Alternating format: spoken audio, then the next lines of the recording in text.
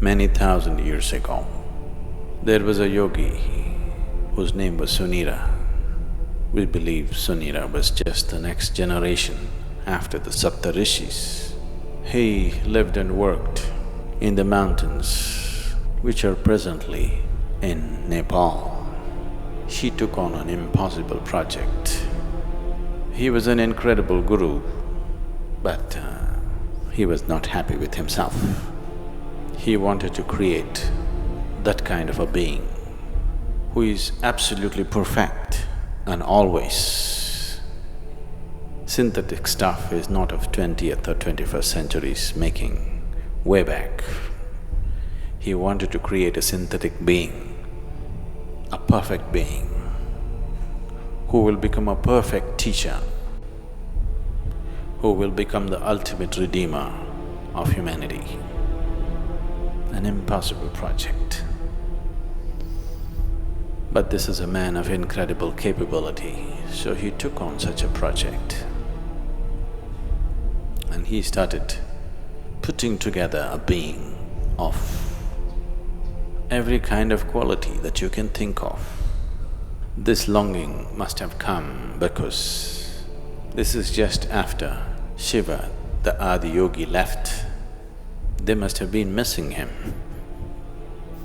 They must have been missing him so badly that the longing to create a perfect being must have been a natural longing and maybe a natural project to take up.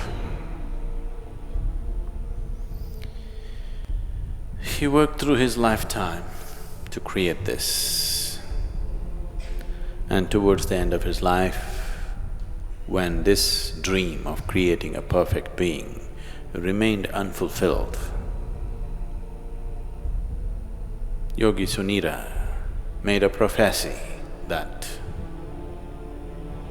long time from now, long time from now, this work that I have started will find fulfillment and reverberate, not here, but in the green hills of the south. Our hills are green. We are in the south. So this dream, so many people worked on, generation after generation. Many yogis tried to continue to work on the same half-made project of Sunira, which in the last century, it came to social knowledge because the theosophists worked on it. Annie Besant, Leadbeater and Madame Blavatsky, all three of them took this project up. They said, we are going to make it. They amassed a vast amount of occult knowledge, probably for the first time in the last few hundred years, and definitely for the first time, not in a traditional way but in a modern way. They took up this project and they tried to locate this being. This unfinished project, they want to take it up and complete it. Some work was done. They had the knowledge, but they did not have the capability. They acquired much information, but they could not acquire the necessary means to do anything like that.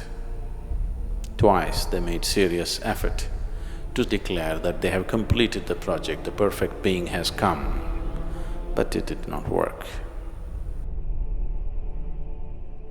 Another parallel line where another set of yogis who were aware of this Sunira's glorious but quite impossible project, and with their wisdom they started working upon a similar force to create a similar possibility, but with a completely different understanding of the same. The fruition of that parallel line of creating a perfect being, but not as a human being, is the making of the Dhyanalinga.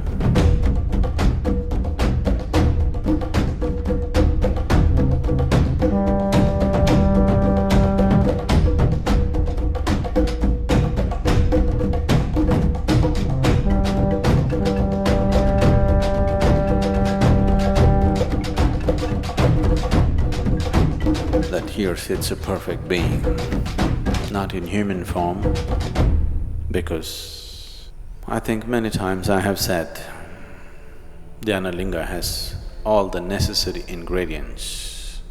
It has the energy body of a perfect being. In theory, we can give him a physical body. In theory, it is possible we can add flesh and blood to him and make him stand up and walk. But if he does that, he will no more be a perfect being, because then he'll have to eat, then he will have to excrete, then he will have to sleep, then he will have to wake up and rub his eyes in the morning.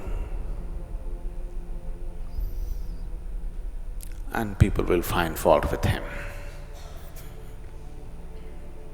You said you're perfect, but you're eating.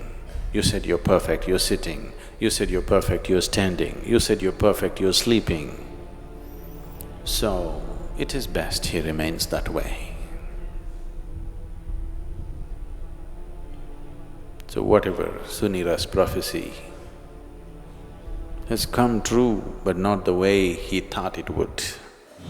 Tridardam trigudakaram trinetram Kshatriyayudham Trijanma papasamvaram Ekapilvam Shivarpanam Tridardam trigudakaram trinetram Kshatriyayudham Trijanma papasamvaram Ekapilvam Shivarpanam